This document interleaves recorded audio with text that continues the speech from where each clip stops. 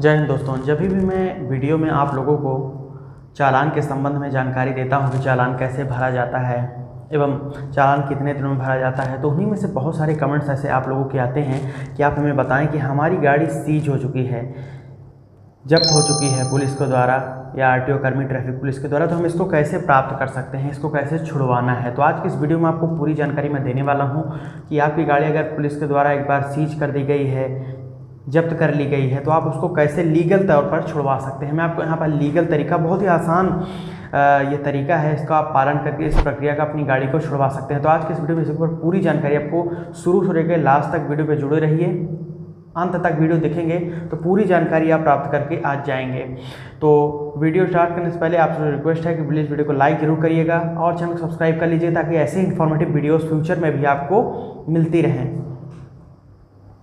दोस्तों, आपको पता ही है कि इंडिया में अगर आपके पास यहाँ पर व्हीकल है तो आपके पास सभी जो दस्तावेज हैं MBL सेक्टर से रिलेटेड वो होने चाहिए। अगर आप वो दस्तावेज नहीं रखते हैं किसी कारणवश तो आपका चालान काटा जाता है एवं आपकी गाड़ी किसी केसेस में अगर आपके पास वो दस्तावेज नहीं मौजूद होते हैं तो जब्त हो जाती है एक बार। लेकिन जब्त हो जाती है तो आपको घबराना नहीं है, परेशान नहीं होना है। आप बहुत ही आसान प्रक्रिया का पालन करके लीगल तौर पर अपनी गाड़ी को छुड़वा सकते हैं। देखिए, इसके लिए मैं आपको बताऊँगा, आपकी गाड़ी अगर डिटेन कर ली जाती है, पुलिस के द्वारा जब्त कर ली जाती है, तो इसके 3 मुख्यतः कारण देखने को मिलते हैं। अमूमन मैं आपको बताना चाहता हूँ। सबसे पहला कारण है कि जो आपकी गाड़ी को चालान के माध्यम से सीज किया जाता है, यानी कि आपको जब आपका traffic police, civil police, RTO कर्मी द्वारा रोका जाता है तो आपके पास driving licence, RC, permit, PUC, insurance आदि जैसे डॉक्यूमेंट्स का गाड़ी से रिलेटेड ना होना, तब आपकी गाड़ी को सीज किया जाता है। दूसरा केस यहाँ पर होता है आपके पास वहाँ पर एक्सीडेंटल केस हो जाना। तो एक्सीडेंटल केस में भी जब वहाँ पर एक्सीडेंट किसी व्यक्ति का हो जाता है तो वहाँ पर जब पुलिस पहुँचती है तो वो गाड़ी आपकी सीज कर देती है, जब्त कर लेती है, तो भी वो आपकी गाड़ी जब्त हो जाती है। और तीसरा केस यहाँ पर निकल के आता है कि आपकी गाड़ी चोरी हो जाना है, यानी कि अगर आपकी गाड़ी अगर चोरी हो गई है, थेफ्ट केस है, तो ऐसी स्थिति में अगर पुलिस आपकी गाड़ी को बरामद करती है तो अपनी हिरासत में रख लेती है, यानी कि डिटेन जब्त कर लेती है, तो भी आपको वहाँ पर छुड़वाना पड़ता है। तो ये 3 मुख्यतः यहाँ पर कारण हो सकते हैं आपकी गाड़ी अगर एक बार जब्त हुई है तो तीनों ही केसेस में अलग अलग प्रक्रिया है। हालांकि जो मेन वहाँ पर प्रक्रिया है वो एक ही है, लेकिन इसमें कुछ डॉक्यूमेंट्स के चेंजेस हो सकते हैं। अगर यहाँ पर 3 केसेस हैं तो आप अपने केस के हिसाब से यहाँ पर समझ के अपने डॉक्यूमेंट्स का उपयोग कर सकते हैं। आने वाली जो अभी मैं आपको आगे के दौर में बताने वाला हूँ चीज़ें, उन प्रक्रियाओं का पालन करके। देखिए, सबसे पहले तो मैं आपको लीगल तौर पर तरीका बताने वाला हूँ। आपको लीगल तौर पर ही अपनी गाड़ी को छुड़वाना है। देखिए, इसमें सबसे आसान जो होता है वो थेफ्ट केस होता है, यानी कि अगर आपकी गाड़ी चोरी हो गई है और वह एक बार पुलिस ने बरामद कर ली, कहीं से उसको प्राप्त कर लिया तो अपनी कस्टडी में रख लेती है, तो उसको छुड़वाना एज़ कम्पेयर टू अदर जो वहाँ पर रीजन्स हैं उनके मुकाबले काफ़ी आसान है। इसको आप वहाँ पर जल्दी से छुड़वा सकते हैं, आसान तौर पर ये छूट जाती है अगर चोरी केस में है तो। लेकिन अगर वहाँ पर अदर केसेस हैं या चोरी के भी केसेस हैं तो इनमें भी आपको जो मेन मैं आपको प्रक्रिया है वो बता देता हूँ। तो इनमें दोस्तों सबसे पहले तो आपको करना क्या है कि जब आपकी गाड़ी जब्त हुई है तो उसको छुड़वाने के लिए आपको अपने लोअर कोर्ट जाना होगा। किसी डिस्ट्रिक्ट्स में, राज्य में लोअर कोर्ट, कहीं पर सेशन कोर्ट, कहीं पर वहाँ पर अदानी लोक अदालत भी होता है। आप वहाँ पर जिस राज्य से हैं वहाँ पर अपने रीजनल जो आपका होता है कोर्ट, सबसे वहाँ पर जो आपके डिस्ट्रिक्ट लेवल पर होता है वहाँ पर आपको अपनी गाड़ी को छुड़वाने के लिए जाना पड़ेगा। नोट कर लीजिए। फिर उसके बाद आपको ध्यान में रखना है कि आपका जब अगर मान लीजिए आपका चालान किया गया है, चालान के माध्यम से गाड़ी जब्त हुई है, तो आपको वहाँ पर पुलिस एक वहाँ पर पावती देती है, पर्ची देती है। उस पर्ची को हिसाब से सुरक्षित रखना है। उसी पर्ची को वहाँ पर आपको लेकर जाना पड़ेगा। तो आपको पर्ची वहाँ पर बहुत ज़्यादा मेन है, जो पावती होती है, यानी कि चालान कटते वक्त अगर पुलिस ने चालान काटे तो आपको एक पर्ची पावती ज़रूर दी जाती है। चाहे वो चालान हो तो आपके मोबाइल पर मैसेज आता है, तो वो मैसेज वहाँ पर काम करता है उसके स्थान पर। तो इस प्रक्रिया में आपको ध्यान यह देना है कि यह प्रक्रिया लीगल है, इसमें कोई भी इलीगलिटी नहीं शामिल है। अगर आप इन प्रक्रिया का जो मैं आगे बताने वाला हूं, इनसे आप इन झंझटों में आप बोल सकते हैं इसके लिए आपके पास समय नहीं है तो आप वहां पर एक वकील को अपने हायर कर सकते हैं अपने सत्र न्यायालय या कोर्ट, लोअर कोर्ट में जाकर। वहां पर अब जब वो आप वकील को पकड़ेंगे तो वहां पर वकील के माध्यम से बहुत ही आसान तरीके से आपकी गाड़ी को छुड़वा दिया जाता है। हालांकि वकील अगर 2 व्हीलर है या 3 व्हीलर है तो वहाँ पर 1000 से लेकर 2000 रुपये तक, 500 से लेकर 2000 तक, ये डिपेंड करता है आपकी बार्गेनिंग के ऊपर। आप उसको वहाँ पर सेट कर सकते हैं। इतने पैसे ज़रूर लेगा वो आपकी गाड़ी को छुड़वाने के लिए। या फिर 4 व्हीलर या हैवी व्हीकल है तो वहाँ पर 2-3 हज़ार रुपये भी आपको वकील चार्ज कर सकता है। यहाँ पर भी आप अपने हिसाब से उसको डील कर सकते हैं। कम पैसे में भी वो गाड़ी आपकी छूट सकती है, ये आपके ऊपर डिपेंड करता है। अगर आपको इन प्रक्रियाओं का समझ में नहीं है, प्रक्रिया का पालन नहीं करना चाहते हैं, तो आप वकील को पकड़ सकते हैं। वो बहुत आसान तरीके से काम आपका हो जाएगा वहाँ पे। फिर मैं आपको अब वहाँ पर पूरा स्टेप बाय स्टेप तरीका बताने वाला हूँ, कैसे आपकी गाड़ी को छुड़वाया जाता है, कैसे आप खुद से, अगर नहीं वकील को पकड़ते हैं तो खुद से भी कर सकते हैं। ऐसा नहीं है कि आप नहीं कर सकते। तो प्रक्रिया यह है कि आपकी गाड़ी छुड़वाने के लिए सबसे पहले, अगर वहाँ पर पुलिस ने चालान वगैरह किया है तो वहाँ पर आपका DL RC वगैरह को जब्त कर लेती है। तो ऐसी स्थिति में जब आपके पास डॉक्यूमेंट नहीं रहेगा तो आप अपनी कोई ID प्रूफ लेकर जाइएगा कोर्ट में, और सभी के सभी ओरिजिनल एवं ज़ेरॉक्स कॉपी भी लेकर जाएँ।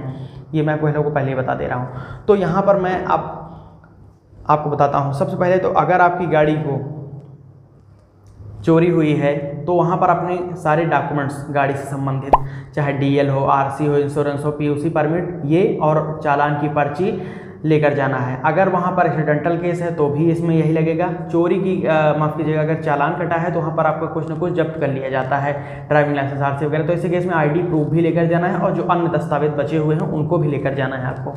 फिर उसके बाद वहाँ पर कोर्ट में जाकर यहाँ पर आप वहाँ पर पहले ही वहाँ पर एक वाइट पेपर ले लीजिए, वहाँ पर एक एप्लीकेशन लिखिए। एप्लीकेशन यह लिखना है कि वहाँ पर आपको ये मैटर देना है कि मेरी इस वजह से गाड़ी को वहाँ पर चालान किया गया है, मेरे पास ये कागजात नहीं थे, ये चीज़ें जो है मेरे पास नहीं थी।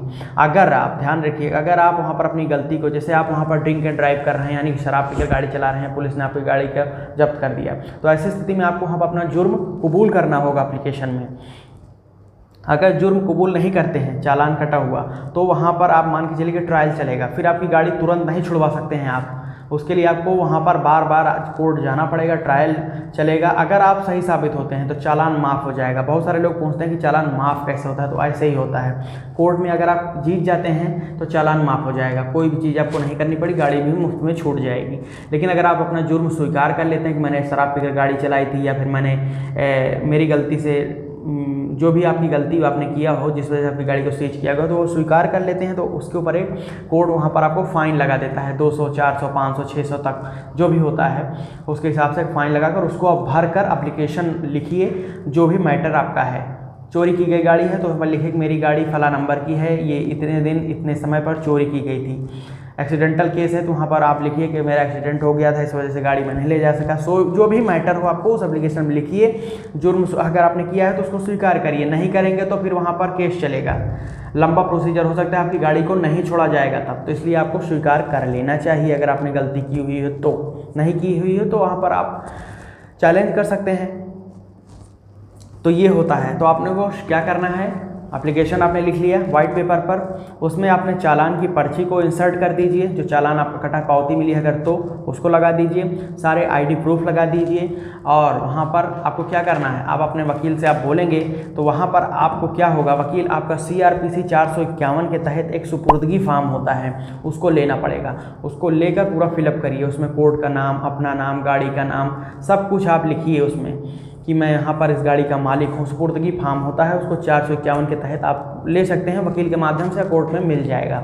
तो उसको लेकर फिलअप कर लीजिए। अब इतने चीज़ों को CRPC जो 451 है उसके तहत फॉर्म, सुपुर्दगी फॉर्म, एप्लीकेशन फॉर्म, चालान की पर्ची, सारे ID प्रूफ आपके जो गाड़ी से संबंधित हैं और दस्तावेज हैं, और अपने ID प्रूफ लगाकर कोर्ट में सबमिट कर देंगे। आप सबमिट कर देंगे तो कोर्ट आपको, हो सकता है कि अगर वहाँ पर समय रहे तो उसी दिन सुनवाई होगी, नहीं तो ज़्यादातर केसेस में आपको 1-2 दिन बाद का समय लिया जाता है, वकील को समय दे दिया जाता है ऑनरेबल जजमेंट वहाँ पर जज साहब के द्वारा।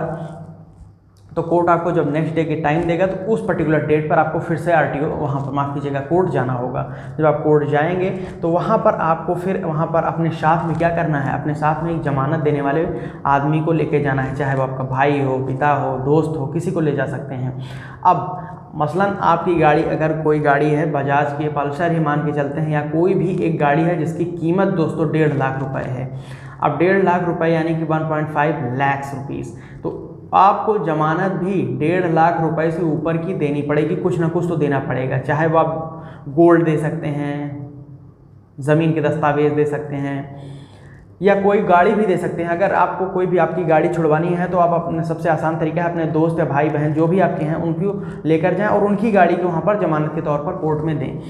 तो ज़मानत फार्म भी आपको लेना पड़ेगा। ज़मानत पर वहाँ पर ज़मानत बॉन्ड पर आपको अपने सिग्नेचर, सब पता, सब कुछ, कितने आप क्या दे रहे हैं ज़मानत के लिए, वो चीज़ें भर कर फिर से आपको सबमिट करना पड़ेगा कोर्ट में। जब आप ये चीज़ें कर देंगे तो यहाँ पर अब आपको कोर्ट से एक लेटर मिलेगा। जब आप लेटर मिल जाएगा तो उसी लेटर को आपको लेके जाना है कहाँ पर, जहाँ पर आपकी गाड़ी को जब्त किया गया था, यातायात पुलिस के द्वारा जब्त किया गया हो तो उनके हेडक्वार्टर में गाड़ी आपकी खड़ी रहेगी, या फिर वहाँ पर ट्रैफिक पुलिस, माफ़ कीजिएगा, सिविल पुलिस के द्वारा तो उनके थाने में जाना होगा।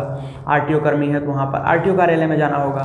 उस लेटर को लेके जाएं जो कोर्ट के द्वारा दिया गया है। उसी वहाँ पर लेटर के माध्यम से जब आप उसको सबमिट करेंगे उस अथॉरिटी में जहाँ आपकी गाड़ी जब्त की गई है तो आपकी गाड़ी को वापस आपको दे दिया जाएगा। ये है प्रक्रिया आपको गाड़ी छुड़वाने का जो लीगल तरीका है। यहीं पर आप वहाँ पर अगर गलत तरीके से चालान कटा है तो वहाँ पर आप वहाँ पर ट्रायल भी ले सकते हैं, यानी कि आप स्वीकार ही नहीं करें कि आपने गलती की है तो आपका ट्रायल चलेगा, आपको बाकायदा डेट मिलती रहेंगी। अगर आप मुकदमा केस जीत जाते हैं यहाँ पर जो केस बना हुआ है तो वहाँ पर आपको चालान माफ़ हो जाता है और आपकी गाड़ी मुफ्त में छोड़ दी जाती है। अगर आप यहाँ स्वीकार करते हैं तो फाइन पेनल्टी भी देनी पड़ेगी, चालान जो कटा है वो भी भरना पड़ेगा, तब कोर्ट से गाड़ी छूटेगी। समझ पा रहे हैं आप? तो ये है इसका लीगल तरीका। उम्मीद करता हूँ आपको पूरी जानकारी मेरे द्वारा जो दी गई है उसमें समझ में आ गया होगा।